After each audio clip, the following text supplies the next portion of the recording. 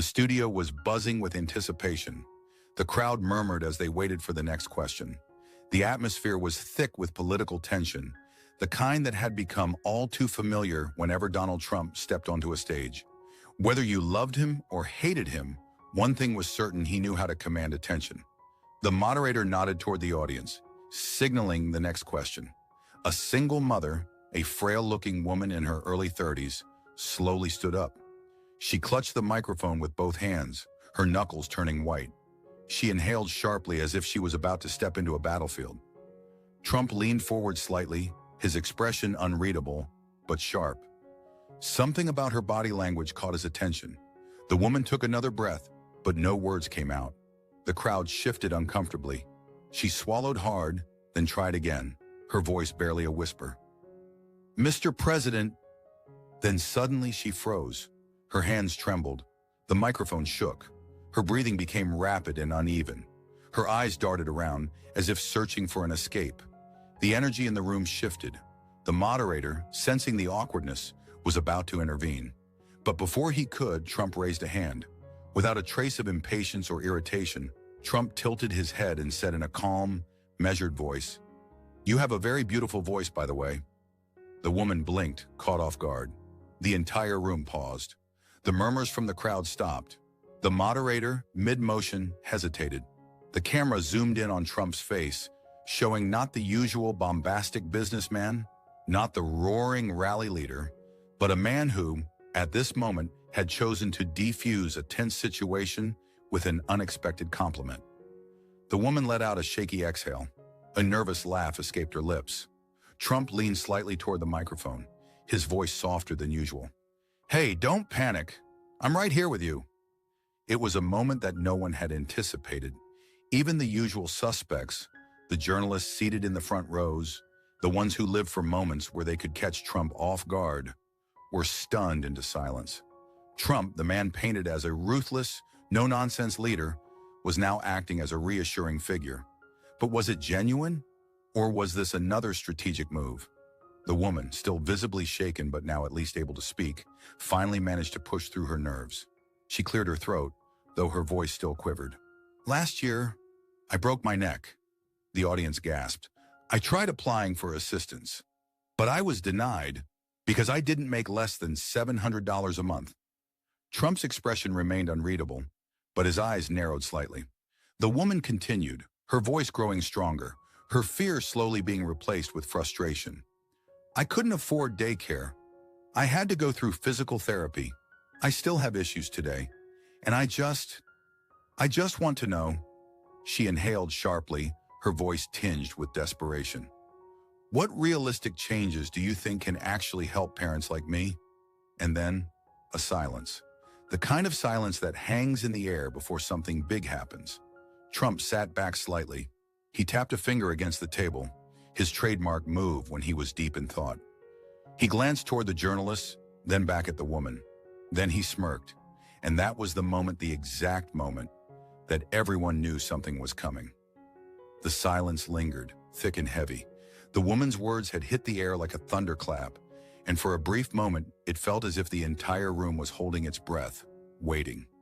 Trump's smirk faded just slightly as he leaned forward, tapping his fingers on the table in rhythm with his thoughts. The cameras zoomed in, capturing every movement, every flicker of expression. And then he finally spoke. "That's not fair," Trump said, shaking his head. His voice was steady, almost unusually calm for a man known for his fiery speeches. "That's not fair at all."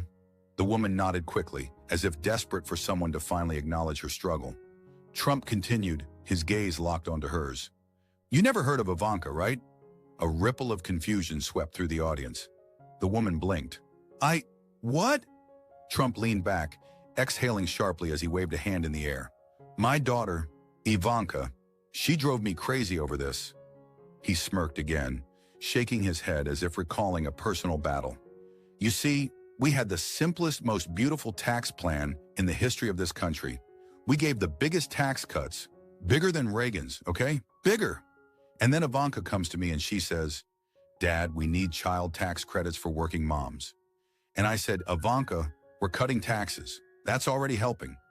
But she wouldn't stop. She said, "No, Dad, this is important." A few people chuckled in the audience. Trump's storytelling had a way of pulling people in, even those who didn't agree with him.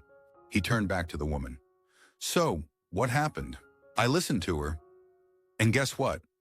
We got it done. We increased child tax credits for parents like you. You probably didn't even hear about it because, fake news doesn't report the good stuff."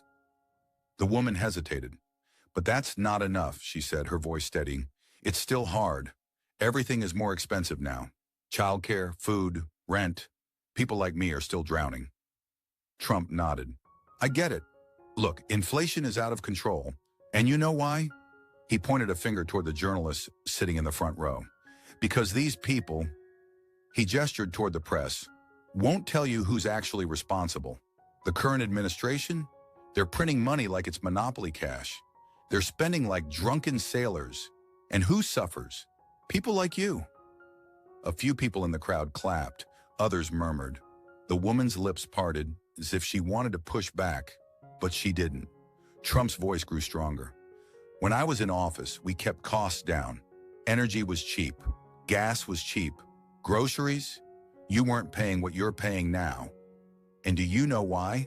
Because I understood business? Because I understood money?" A loud voice suddenly cut through the room. "Mr. Trump, with all due respect, that's not answering the question." It was a journalist, a younger woman sitting near the front. Her expression was sharp, her pen poised over her notepad. "What's your actual plan? If you win again, how do you fix this? What do you tell people like her?" Trump turned his head slowly, his lips pressing into a thin line. He pointed at the journalist. "You want to know the plan?" She crossed her arms. "Yes." Trump shrugged. "Simple. We stop the nonsense. We stop the out-of-control spending. We stop the stupid policies that are making everything worse." The journalist scoffed. "That's not a real plan," Trump grinned. "It's a better plan than what we have now." Some in the audience laughed. Others rolled their eyes. The woman, however, still wasn't done. "But what about me? What about single mothers like me who are struggling right now?" she pressed. Trump tilted his head. "You know what? That's a great question, and I'm going to tell you something most politicians won't." The woman furrowed her brow. "What?" Trump smirked. "Government is never going to be the answer." A murmur spread through the crowd. Trump gestured around the room. "Do you really trust these people to fix your life? The same government that denied you assistance? The same politicians that say they care, but never do anything?" The woman opened her mouth, then closed it. Trump continued. "You don't need more government handouts. You need opportunities. You need an economy where you can actually afford to live. And that's what I do. I don't just throw money at problems. I fix them." Another round of applause erupted from parts of the audience. The woman looked uncertain. She wanted to believe him. She really did. But she had heard so many promises before. Trump leaned in slightly, lowering his voice as if telling her a secret. "You know what the difference is between me and them?" She swallowed. "What?" Trump smirked. "When I say I'll do something, I actually do it." The woman didn't say anything. She just stared at him, searching his face for any sign of deception. And that was when the camera zoomed in. The moment was frozen. A single mother struggling. A former president making a bold promise. The media waiting to spin the narrative, and America watching. But was it just another political performance? Or was Trump, for once, truly sincere? The answer was up for debate. For a moment, there was silence. The woman, still clutching the microphone, seemed frozen in thought. She was processing Trump's words, weighing them against the frustration she had carried for years. Trump, on the other hand, was watching her carefully. He could sense it, the hesitation, the doubt. She wanted to believe him, but something was holding her back. And then, just as she opened her mouth to respond, a voice from the front row cut in. "Mr. Trump, let's be real here. You talk about cutting government assistance, but isn't it true that your tax cuts primarily benefited the wealthy?" A murmur spread through the audience. The interruption had come from a young, eager-looking journalist, the type who practically lived for moments like this. She leaned forward in her seat, her notepad clutched in one hand, a pen twirling between her fingers. Trump didn't react immediately. Instead, he tilted his head slightly as if considering his response. Then he smirked. "Oh, look at this. A classic question from the fake news media." Some people in the audience laughed. Others groaned. The journalist, however, remained unfazed. "Sir, it's a legitimate question," she pressed. "You're saying government isn't the solution, but many struggling Americans rely on it just to survive. What do you say to them?" Trump leaned forward, his hands clasped together. His voice dropped slightly, making the room feel even smaller. "I say this. Do you really want to depend on the government to survive?" The woman holding the microphone blinked. The journalist raised an eyebrow. Trump continued, his voice steady. "Because let me tell you something. When the government controls your paycheck, your health care, your rent, guess what? They control you." A few gasps rippled through the room. Trump gestured broadly. "These politicians, they want you to depend on them. Why? Because that means they get to tell you what to do, how to live, how to vote. But if you have a good job, if you can afford to take care of yourself, if you don't need them, then guess what? They lose power. And they hate that." The journalist narrowed her eyes. "So, your solution is to just, what? Let struggling people fend for themselves?" Trump shook his head. My solution is to build an economy where you don't have to struggle in the first place." He turned back to the woman with the microphone. "Tell me, do you want another government check? Or do you want a real opportunity?" She hesitated. "I mean, I want to be able to provide for my family, of course." Trump nodded. "Exactly. And that's what I did when I was president. We cut taxes for everyone, not just the rich like this one." He pointed to the journalist. "Wants you to believe." The journalist scoffed. "That's simply not true." Trump raised an eyebrow. "Oh? So you're saying middle-class Americans didn't see a tax cut?" The journalist opened her mouth but hesitated. Trump grinned. "See? That's what I thought." The crowd erupted into a mix of laughter and applause. The woman with the microphone, however, still wasn't satisfied. "But what about now?" she asked. "Prices are skyrocketing. Families are struggling more than ever. If you become president again, what will you actually do to fix it?" Trump's expression turned serious. "First thing, we bring back American energy." Some people in the audience nodded. Trump continued. "Under me, gas was cheap. Why? Because we were energy independent. Now, we're begging foreign countries for oil. It's insane. We fix that. Prices start dropping overnight." The journalist folded her arms. "And what about wages? What about housing? What about childcare costs?" Trump sighed, as if the answer was obvious. "You bring back manufacturing jobs, you cut regulations that are strangling businesses, and you stop throwing money into useless government programs that drive up inflation." The journalist smirked. "So, your answer to struggling Americans is work harder?" Trump laughed. "No, sweetheart. My answer is work smarter." The crowd erupted. The journalist's smirk faded. The woman with the microphone, though, was still deep in thought. She wasn't as quick to react as the others. She was processing. And then, she asked something no one expected. "Mr. Trump, do you actually care about people like me?" The room fell silent. Trump stared at her for a moment. The smirk was gone. Then finally he spoke. "I care about this country." Then he added, "And that means I care about the people in it.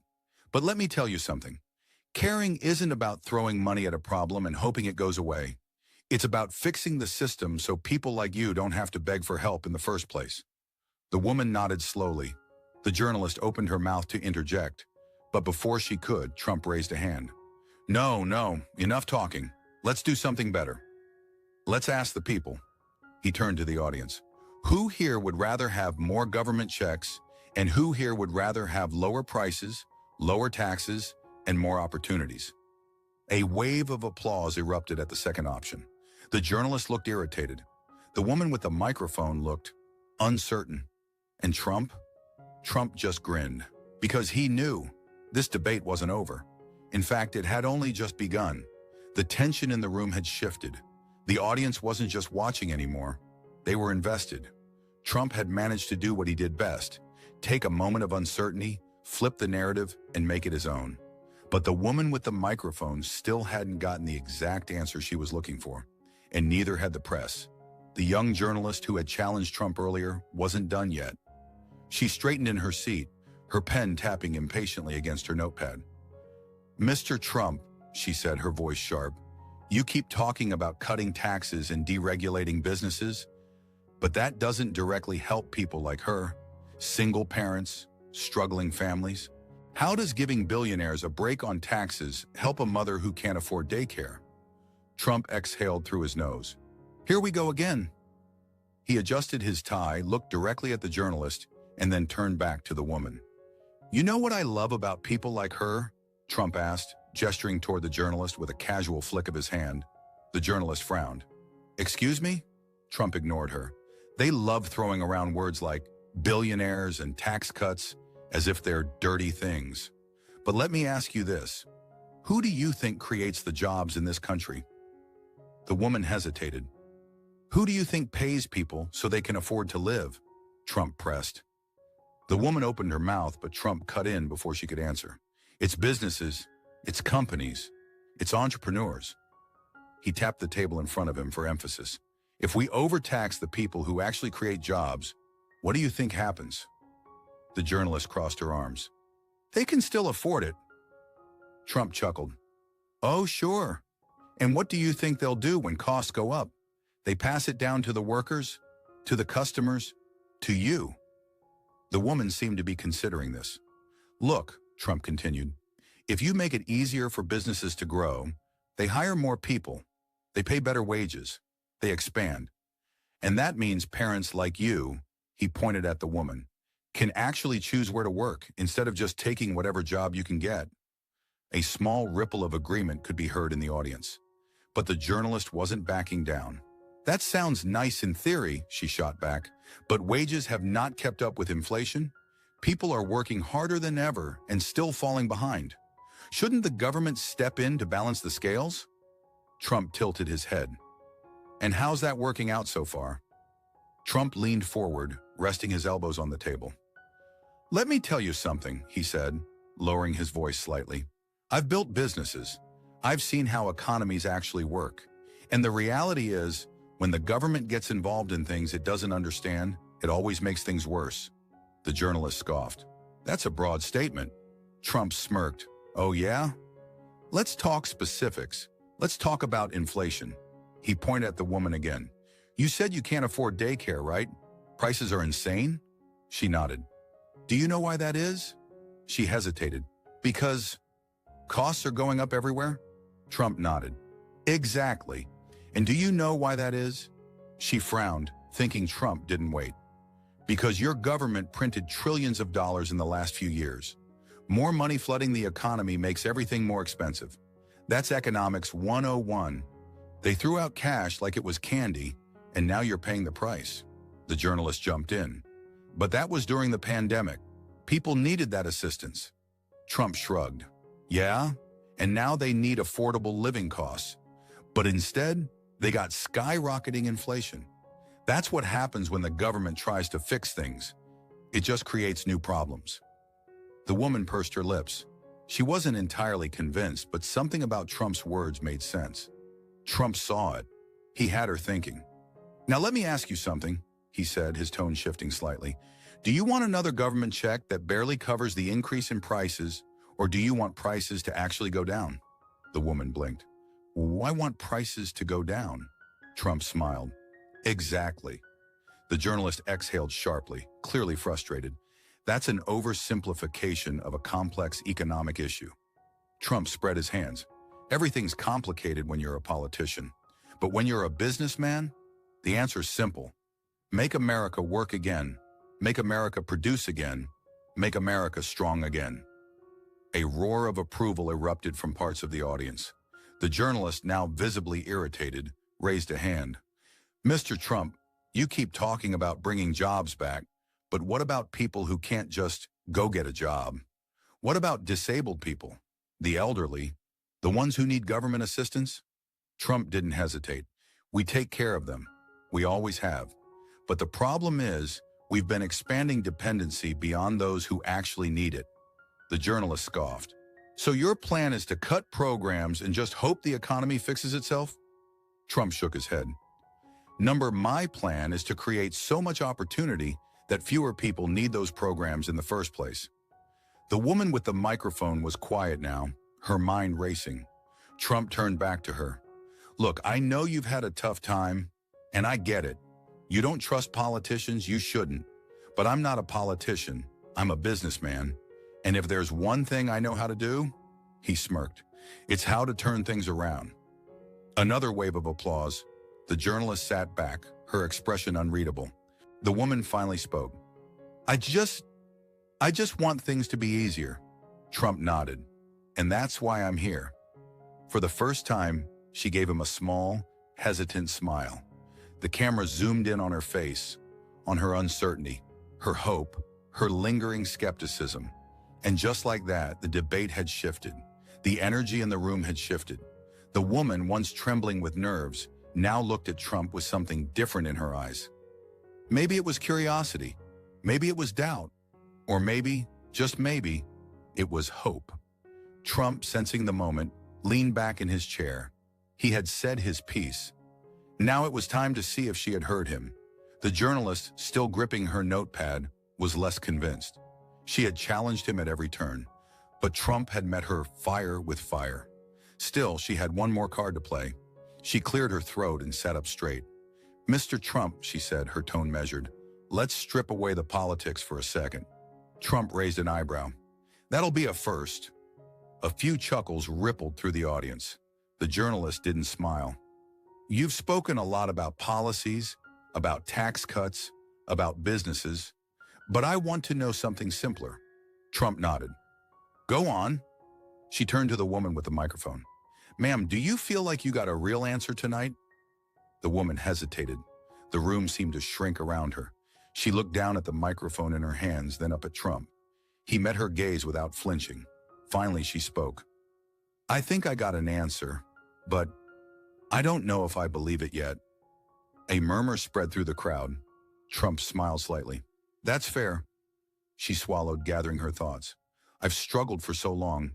Every time I turn on the TV, I hear politicians say they'll fix things, and nothing ever changes. Prices keep rising, wages don't, and people like me, we just try to survive. She paused, exhaling shakily. I want to believe that you care. I want to believe that you mean what you say, but I've been burned before. Trump nodded. His expression had lost all traces of the smirk, the bravado. He looked at her the way a businessman looks at a deal he knows he can close, but only if he plays his cards right. Let me tell you something, he said. You're right not to trust politicians. You're right to be skeptical. You should be. Most of them are full of it. He gestured toward the journalist. These people, they get paid to make me look like a monster, and sometimes I help them. Laughter rippled through the crowd. Even the journalist cracked a small smile. Trump continued. But let me ask you something. When I was president, were things better for you? The woman hesitated. Trump pressed. Did you pay less for gas? She nodded. Was your grocery bill lower? Another nod.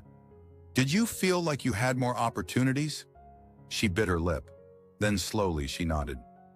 Trump spread his hands. Then that's your answer. The room was silent. The journalist shifted in her seat. With all due respect, Mr. Trump, that's not a guarantee that things will improve if you return to office. Trump shrugged. But it's a hell of a lot better than the guarantee you've got right now. Applause erupted. The woman with the microphone wasn't clapping. She was still staring at Trump, searching his face for any sign of insincerity. Then finally she smiled. Just a little. Trump smirked. Tough crowd. Laughter broke the tension. The moderator stepped forward, signaling the end of the event. Ladies and gentlemen, that's all the time we have tonight. Let's thank President Trump and our audience for this discussion. More applause. Some people cheered, others grumbled. The journalist scribbled a final note. Trump stood, adjusting his tie. He turned back to the woman. What's your name? She blinked. Rachel? Trump nodded. Rachel, I don't expect you to believe me today, but if I get back in that office, you'll see. He patted her shoulder once, then turned to leave. The cameras followed him as he exited, but the real moment wasn't with Trump anymore. It was with Rachel. She stood there, microphone still in hand, watching him walk away. And as the screen faded to black, the final question lingered. Had Donald Trump just won her vote?